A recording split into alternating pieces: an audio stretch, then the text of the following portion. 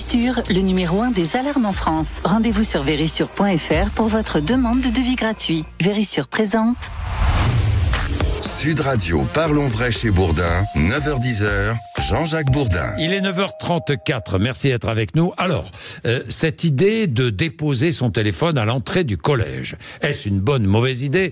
Vous débattez 0826 300 300, vous appelez, vous participez. Pour en parler, Justine Atlan, qui est directrice générale d'e-Enfance, association reconnue d'utilité publique de protection de l'enfance sur Internet, plus largement sur les écrans, depuis 2005. Et puis avec nous, François Coq, qui est essayiste, enseignant dans un collège public de Champigny-sur-Marne, dans le Val-de-Marne. Bonjour à tous les deux. Merci d'être avec nous. Alors, cette idée, y êtes-vous favorable, Justine Atlan ?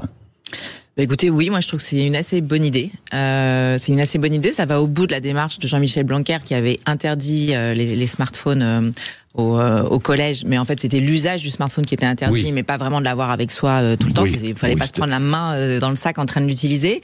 Là, je trouve que ça va au bout de ce système-là, c'est-à-dire ça favorise effectivement vraiment une déconnexion totale. L'adolescent sait qu'il ne l'a pas près de lui, donc vraiment je pense que ça génère une sérénité pour les apprentissages, ça remet les relations en présentiel uniquement dans le cadre scolaire sans avoir ce double vie sur les écrans. Ça permet aussi aux parents de savoir qu'ils ne joindront pas leurs enfants sur le smartphone pendant leur journée scolaire, parce que pour beaucoup, ils ont pris l'habitude d'envoyer des SMS à n'importe quelle heure. Et c'est vrai que ça crée aussi une relation, je pense, qui est pas très saine. Voilà. Après, évidemment, ça pose des questions de faisabilité, mais je pense que ça va au bout d'une démarche et que ça peut aider les parents à prendre le relais ensuite à la maison. C'est-à-dire que ces règles appliquées au collège pourraient être appliquées à la maison. Ça peut aider les parents à appliquer les mêmes règles. Ça soutient les parents, parce que les parents, ils se sentaient être les seuls avant à dire attention, etc. Et finalement, l'adolescent pouvait dire partout ailleurs, je peux l'utiliser comme je veux. Là, finalement, l'école devient un allié, puisqu'on a quand même un problème aujourd'hui d'alliance entre les parents et l'école pour plein de sujets. Là, je pense que ça peut recréer une alliance entre parents et école sur ces sujets-là, et qui peuvent se soutenir mutuellement en étant chacun garant de l'espace qu'ils contrôlent. Donc, je pense que ça a plein de vertus. Ouais. François Coq. Oui, vous savez, je vote Manuel, votre précédent auditeur, qui disait d'une certaine manière que l'école ne peut pas tout et ce n'est pas à l'école de tout résoudre et que la société elle-même doit prendre en charge un certain nombre de choses. Sur cette question-là, on a quand même trois choses. On a une position de principe, une position d'effectivité et une position d'opportunité, voire d'opportunisme. Je commence par celle-là, quand même. Parce que si Madame Belloubet fait cette proposition, c'est parce qu'il y a aujourd'hui des affaires, notamment de violence, qui se passent, entendez bien, hors des établissements scolaires, et qu'elle veut résoudre en important ça au sein des établissements, en mettant en place... Donc c'est pas la bonne raison, quoi. Je dis que c'est pas la bonne raison, tout simplement parce que, et j'en viens sur la question de principe, aujourd'hui ça vient d'être dit, les téléphones portables sont déjà interdits au sein des établissements scolaires. Je ne connais pas un établissement scolaire dans lequel il n'y a pas dans le règlement intérieur le fait que l'élève n'a pas le droit de sortir son téléphone portable, que ce soit en classe ou que ce soit... Mais l'élève le sort. Comment l'élève le sort, d'accord, mais c'est interdit. Le sort discrètement, oui, mais le sort en douce. Mais le problème n'est pas le silence. Mais le problème n'est pas le même, monsieur Bourdin. Si l'élève le sort, c'est que c'est un problème dans la relation entre l'élève et l'institution. C'est-à-dire, c'est un problème d'autorité à un moment ou à un autre. Et ça, c'est une autre question. Et c'est peut-être celle-là que la ministre ne veut pas traiter en rejetant ça. Ah, mais oui, mais c'est pas tout. Si le téléphone portable est interdit et si l'élève le sort, alors l'enseignant doit pouvoir faire ce qu'il a à faire, c'est-à-dire le confisquer, c'est-à-dire aller le remettre au chef d'établissement qui lui-même le rendra aux parents, et sans que cela crée des problèmes avec la famille qui va venir s'insurger derrière. Or aujourd'hui, l'autorité de l'institution est remise en cause. Et pourquoi ? Parce que toutes les paroles se valent désormais au sein des établissements. Vous savez que quand il y a un incident, ce n'est plus la parole de l'enseignant qui prime, mais on demande à l'élève d'établir une déclaration sur l'incident pour pouvoir la confronter à la version de l'enseignant. Il est là le problème, il n'est pas simplement dans l'utilisation ou pas du téléphone portable. Il est interdit, c'est marqué dans les textes, et à partir du moment où c'est marqué dans les textes, si les enseignants étaient soutenus, ils pourraient le mettre en place. Alors François Coq, est-ce qu'il faut aller plus loin ? Est-ce qu'il faut obliger les enfants, les collégiens, à déposer leur portable à l'entrée du collège ?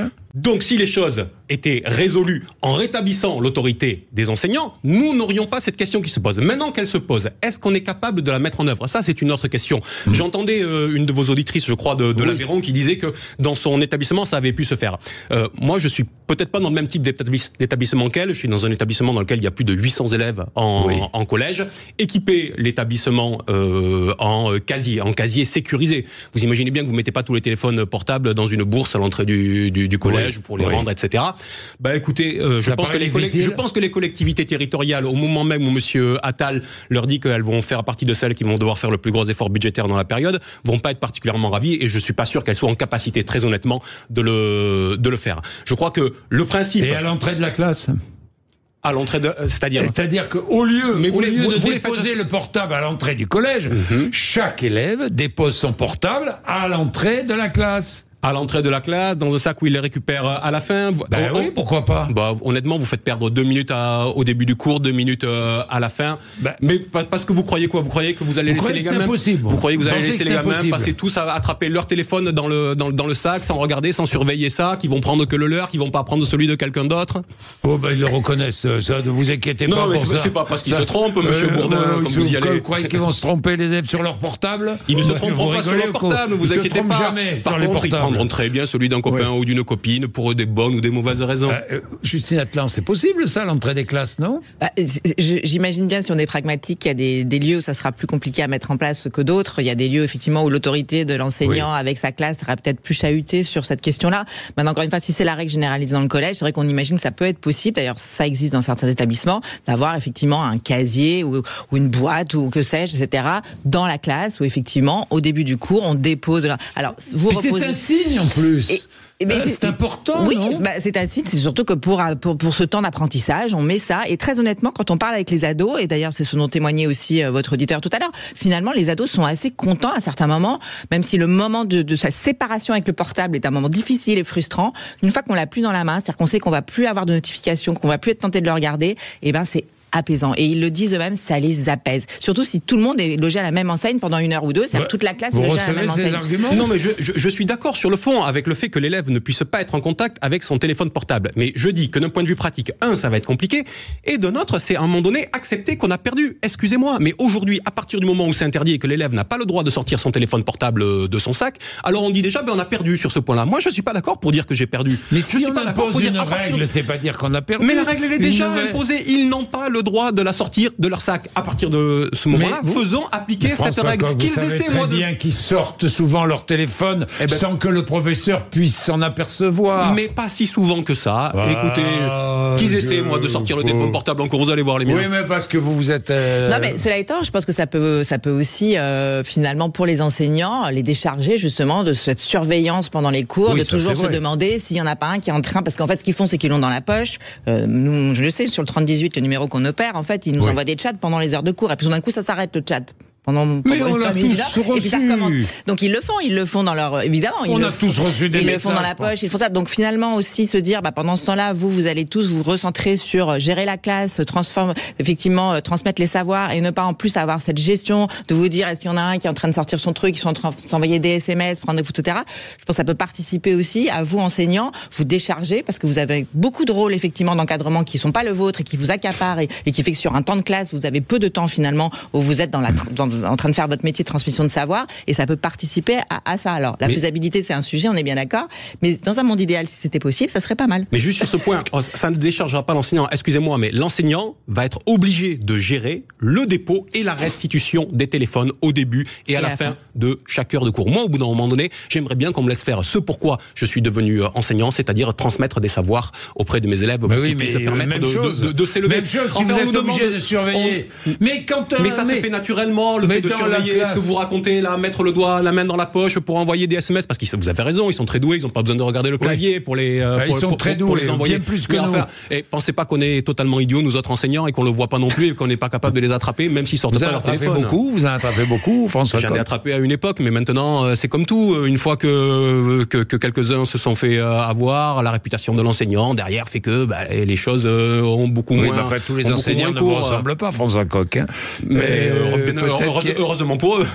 Mais ce que vous posez quand même beaucoup comme question, et ce que j'entends beaucoup, c'est que vous avez le sentiment à nouveau que l'éducation nationale va être la seule à porter une règle, va être celle garante de la non-gestion du téléphone portable par enfants. Et à nouveau, ça repose la question, je pense effectivement, de l'alliance entre les parents parce que l'école et les parents se renvoient la balle sur ce sujet-là quand même systématiquement. Chacun accuse l'autre. Pardon de vous le dire, mais je sais pas quelle est la réalité. En tout cas, chacun se renvoie la balle et chacun dit à l'autre, c'est pas à moi, c'est à toi, ou c'est toi qui fais mal ton travail, etc. Donc c'est aussi au cours de ces questions-là qu'on peut réfléchir à, encore une fois, recréer du lien sur un pacte effectivement pédagogique ensemble pour l'enfant. Hein. Il est 44. À tout de suite. Petite page de pub. 0826 300 300. Je vois qu'il y a des appels. Nous allons peut-être prendre des auditeurs avec nous. À tout de suite. Vérissure, le numéro 1 des alarmes en France. Rendez-vous sur vérissure.fr pour votre demande de devis gratuit. Vérissure présente.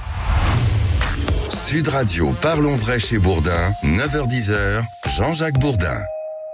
Il est 9h48. Adrien nous appelle. Brest. Bonjour Adrien. Bonjour Jean-Jacques, bonjour à vos invités. Dites-moi Adrien, vous êtes un nouvel auditeur de Sud Radio ou quoi ? Non, je vous écoute depuis 2021. Ah, 2021. C'est presque... Bon, il n'y a pas longtemps, hein, Adrien. Oui, c'est récent, on va l'admettre. Allez, je suis content que vous appeliez. Adrien, vous êtes favorable ou pas à cette idée de déposer le téléphone portable au collège, à l'entrée du collège ou à l'entrée de la classe ? Moi, j'y suis totalement favorable. Oui. Parce que moi, personnellement, comme je disais Emmanuel... j'ai été militaire pendant quelques années dans une base hautement sensible de la France. Oui. Et comme il y avait du matériel très confidentiel, on nous a posé un casier à l'entrée contrôlé par les gendarmes. Donc il fallait vraiment respecter la règle. Oui, ça paraît logique. Voilà. Oui, c'est logique. Hein. Et donc vous dites, pourquoi pas ? Pourquoi l'addiction au téléphone ? Tout à fait. Moi, je suis le premier à avoir le téléphone sous les yeux.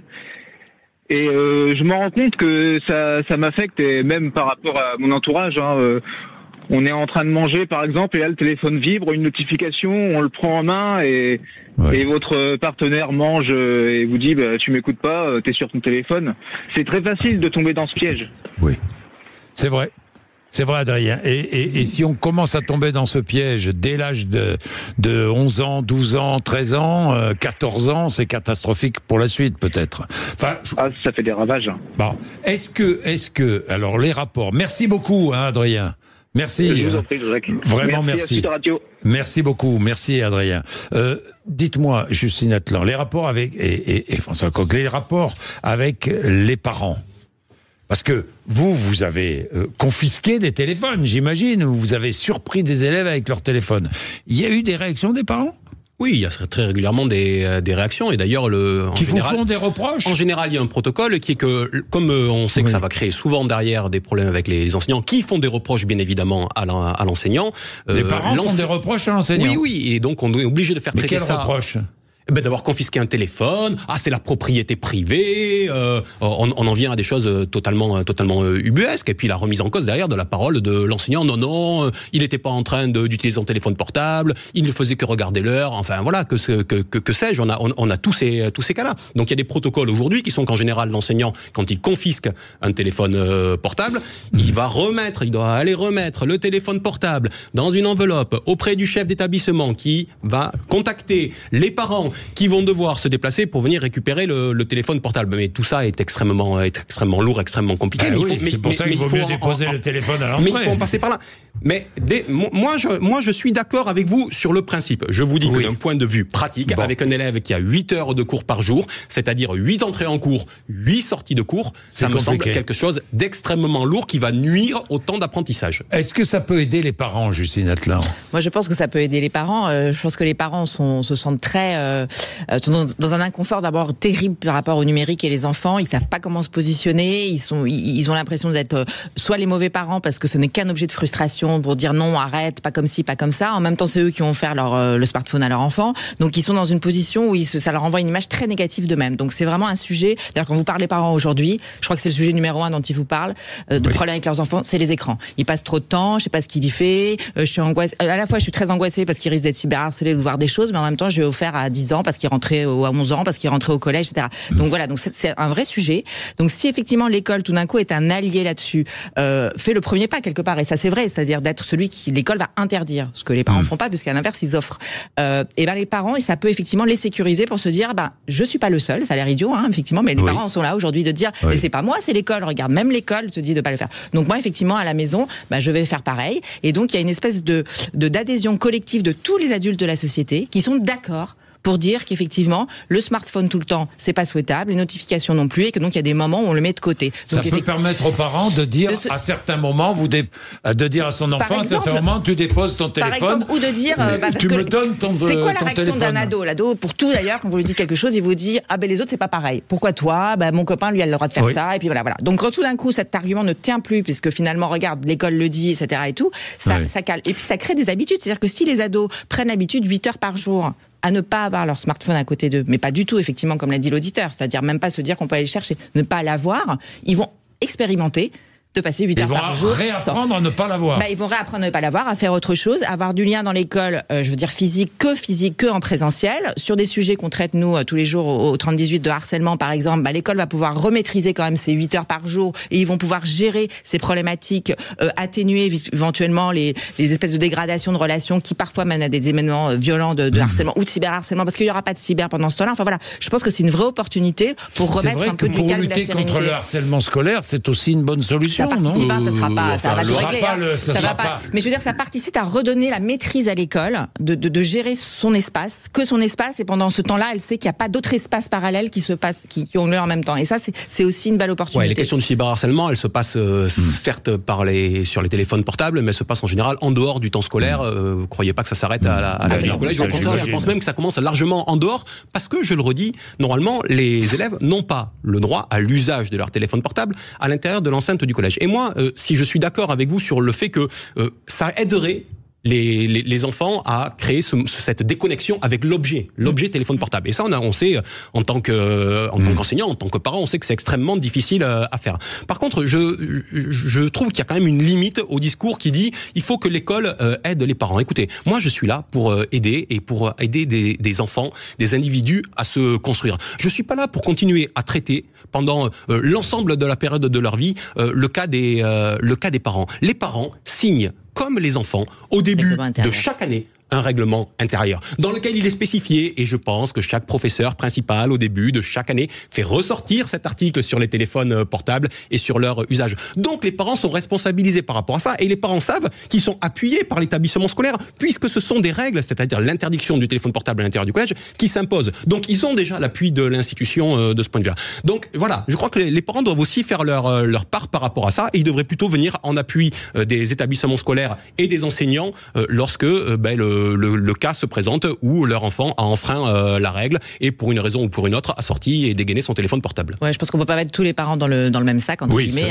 Il y a quand même des gestions très différentes, effectivement. Je pense qu'il y a des parents qui vont créer une alliance avec l'école, qui vont être satisfaits de ça et qui vont s'appuyer dessus. Évidemment, on peut être complètement à l'extrême de se dire qu'il y a peut-être des parents qui vont se dire puisque pendant 8 heures par jour à l'école il a pas de téléphone, le reste du temps à la maison je lui laisse faire ce qu'il veut, puisque voilà, tout ça c'est pris. Donc évidemment, ça va être des gestions individuelles, on va retrouver des schémas éducatifs, mais je pense que c'est quand même une vraie opportunité, et je pense que ça pose clairement la question aussi de l'équipement, bien évidemment au-delà. Est-ce que finalement, si le smartphone est interdit pendant les heures, etc., est-ce qu'il y a peut-être moins de parents qui vont offrir des smartphones dès la rentrée en 6e? Parce qu'aujourd'hui, c'est devenu automatique, mais c'est une aberration. Parce que finalement, les parents achètent le smartphone. Pourquoi? Pour pouvoir joindre leur enfant sur le trajet, tout d'un coup, de la maison au collège. Ça, c'est voilà. Par sécurité. Par sécurité. Sécurité de rien du tout. Si l'enfant est agressé, c'est parce qu'il a un smartphone dans la poche que ça va empêcher quoi que ce soit. D'ailleurs, malheureusement, on le voit bien. Donc, ça ne change rien. Et puis l'ado, c'est pas du tout pour communiquer avec ses parents qui veut son smartphone, c'est pour être en lien avec ses copains. Et c'est là où le grand malentendu autour du smartphone démarre, avec des parents qui disent mais je comprends pas, je passe mon temps à t'envoyer des messages, tu ne me réponds jamais, mais quand t'es à la maison, tu passes ton temps à être en lien avec ceux qui sont pas là, effectivement, sur le smartphone. Et c'est le début de la guerre, historique avec le smartphone. Donc voilà, donc il y a aussi toutes ces questions-là que ça pose. Ouais. Donc finalement, remettre le cadre, moi je pense que c'est très intéressant, mais évidemment, l'école ne devrait pas être le seul à porter ça. C'est-à-dire c'est une question de société plus globale. Est-ce qu'on continue à vendre des smartphones à des enfants de 11 ans? Est-ce qu'on continue à accepter que des enfants soient sur les réseaux sociaux à partir de 13 ans, voire bien avant, évidemment? Donc tout ça, ça doit se faire avec une alliance globale et réinterroger, effectivement, le lien aux réseaux sociaux, parce que c'est ça dont on parle du smartphone, mais c'est pas tellement le sujet, en fait, c'est les réseaux sociaux, chez les adolescents, et à quel âge. Donc l'école doit participer à un mouvement général, mais évidemment pas être le seul à porter ce sujet-là. Merci Justine Atlan, merci François Coq, merci d'avoir été là tous les deux. C'est un sujet ô combien passionnant, et d'ailleurs nous reviendrons sur la numérisation et peut-être excessive dans les établissements scolaires. Nous en parlerons dans une autre émission. Merci. Tout de suite, Sud Radio Média, après les infos, Valérie Expert et Gilles Gansman reçoivent Franck Meloul, qui est président-directeur général de i24 News. Il est 9h57. Sud Radio, parlons vrai chez Bourdin, 9h-10h, Jean-Jacques Bourdin. Avec Vérissure, le numéro 1 des alarmes en France. Rendez-vous sur vérissure.fr pour votre demande de devis gratuit.